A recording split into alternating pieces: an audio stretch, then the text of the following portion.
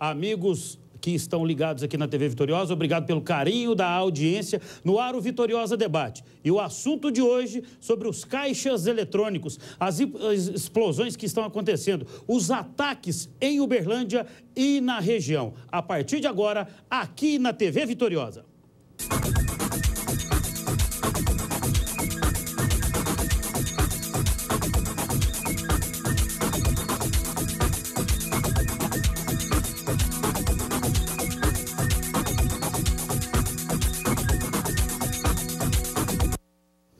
Meio-dia, pontualmente, mais uma vez, obrigado pelo carinho da sua audiência. O Vitoriosa Debate de hoje sobre explosões em caixas eletrônicos. Um mal que tem afetado a população de bem, os transtornos, os prejuízos causados por estes ataques. Mas também o trabalho preventivo, as prisões que estão acontecendo, os trabalhos das polícias civil e militar, o confronto entre o que nós temos a destacar sobre apreensões, o tanto de banana de dinamite, as questões dos explosivos.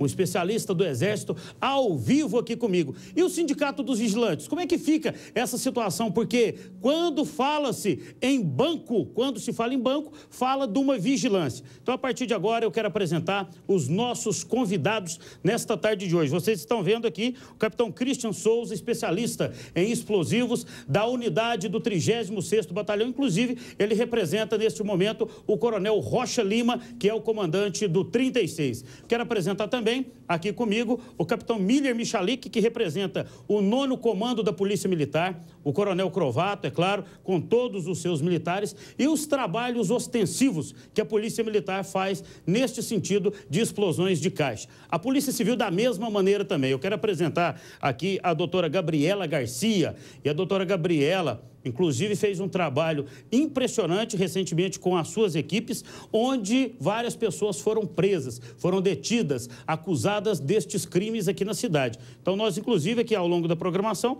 nós mostrávamos a respeito deste assunto. E comigo o presidente do Sinditrans, do Sindicato dos Vigilantes, perdão, o Juliano Modesto, ele que fala sobre essa questão da vigilância. Daqui a pouco eu quero saber dele, inclusive, como é que é a proteção lá da indústria, na questão aqui que nós levantamos sobre os explosivos. Como é que fica lá? Então, a partir de agora, é o Vitoriosa Debate, que inclusive conta com a sua participação também, através dos nossos telefones, e-mails, enfim. Dada a apresentação aqui dos nossos convidados, que daqui a pouquinho cada um vai ter um momento de fazer a sua explanação, eu quero mostrar para os senhores o que o jornalismo da TV Vitoriosa tem angariado de informações, matérias ao longo dos últimos dias. Quantas explosões foram feitas aqui? O nosso trabalho preparou para você, inclusive as autoridades aqui acompanhando, prepararam este material. Vejam só.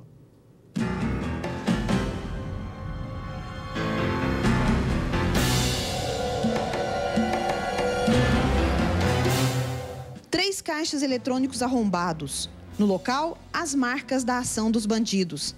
Para que o crime não fosse visto por quem passava pelo lado de fora da agência, os criminosos usaram esta lona apoiada em painéis publicitários. Durante a manhã, os funcionários do banco arrumavam a bagunça e contabilizavam os prejuízos. Quem foi à agência ficou assustado com o que viu. Eu achei muito esquisito isso. Eu não conformei muito com esse negócio, não. Horrorizante. Já na zona oeste de Uberlândia, os bandidos arrombam a porta de um supermercado e usam explosivos para jogar pelos ares 2 caixas eletrônicos. A ação é rápida e não deixa muitos vestígios. O trabalho da quadrilha é todo coordenado. Toda a ação foi registrada pelo circuito interno da loja. Este foi mais um crime dessa modalidade e que deixa os comerciantes apreensivos. Tanto nós como também a equipe. Os funcionários são os maiores prejudicados. Eles ficam traumatizados. Muitos pedem conta, muitos abandonam o serviço. Esse é o maior trauma nosso, trauma pessoal. Segundo dados da Polícia Militar, de janeiro de 2012 até fevereiro deste ano, já foram registrados 53 boletins de ocorrências de crimes envolvendo caixas eletrônicos, número que vem crescendo a cada ano. Em 2010, foram 10 casos registrados. Em 2011, foram 12 ocorrências. A gente acredita que o crime ele acaba mudando a sua forma de atuar. E talvez esta tenha sido a nova forma, a forma mais diferente que eles estão encontrando para realizar a sua prática delituosa, em decorrência de uma ação mais forte em cima de outros crimes. A ação dos bandidos é parecida. Eles usam explosivos e agem na madrugada. O crime tem preocupado as autoridades. Segundo a Federação Brasileira de Bancos, a FEBRABAN, os ataques aos terminais eletrônicos cresceram mais de 120% no último ano. A audácia dos bandidos chama a atenção. Aqui na Câmara de Dirigentes Lojistas de Uberlândia, eles chegaram a quebrar a porta de vidro para entrar e explodir o caixa. Em resposta a esse tipo de crime, a Polícia Civil prendeu este mês uma quadrilha especializada em arrombamento a caixas eletrônicos. A investigação durou mais de 2 meses. Cumprindo a determinação da chefia superior para que intensificasse as operações no sentido de apurar os autores de explosão de caixas eletrônicos.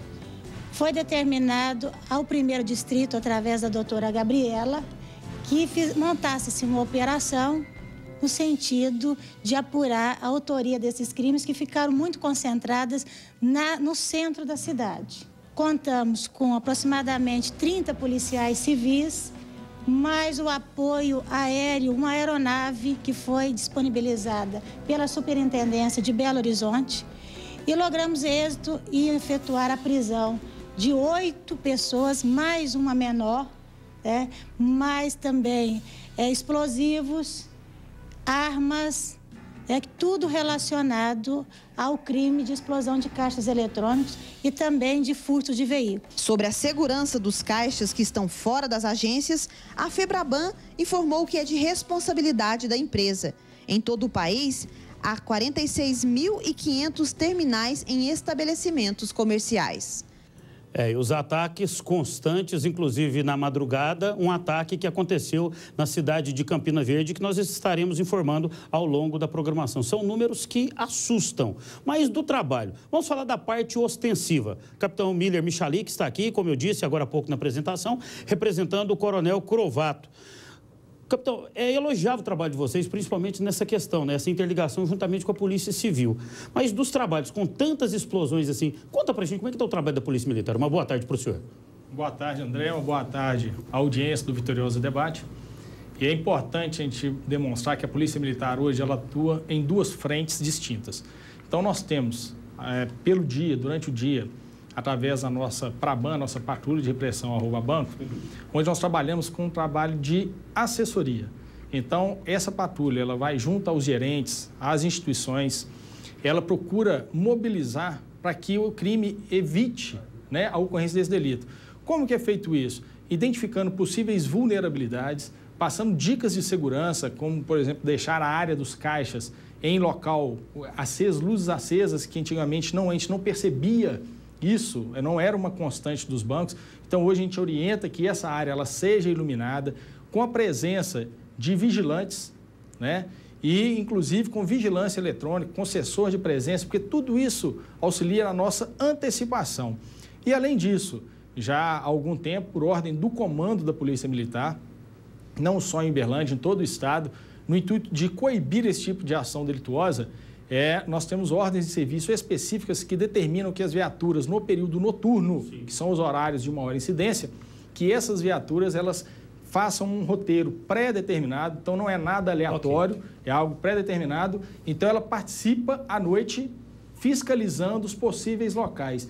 Então a gente tem um dado que a gente pode repassar, que somente em 2012 e 2013 nós conseguimos com essas ações evitar 20 explosões a caixas eletrônicas. E conforme nós mostramos na matéria que mais de 50 ataques foram registrados, então o número que o senhor nos passa ao vivo, inclusive aqui, que houve então este trabalho para evitar pelo menos mais de 20. Mais de 20. Nós temos, nós somos entre tentados e consumados, okay. Na região nós temos 53 fatos. Desses 53, nós temos 20 que foram tentados e que possivelmente essa ação da Polícia Militar pode ter ajudado a coibir. Ok. Eu vou conversar agora com a doutora Gabriela Garcia, que inclusive representa neste momento o alto comando da Polícia Civil aqui na nossa região, doutor Samuel, a doutora Márcia Regina, enfim, onde a Polícia Civil, inclusive agora há pouco na matéria, ficou bem clara do trabalho, de uma sequência, 2 meses de investigação. É claro que eu não entro nesse perfil, para quem me conhece, eu não entro nessa questão de investigação,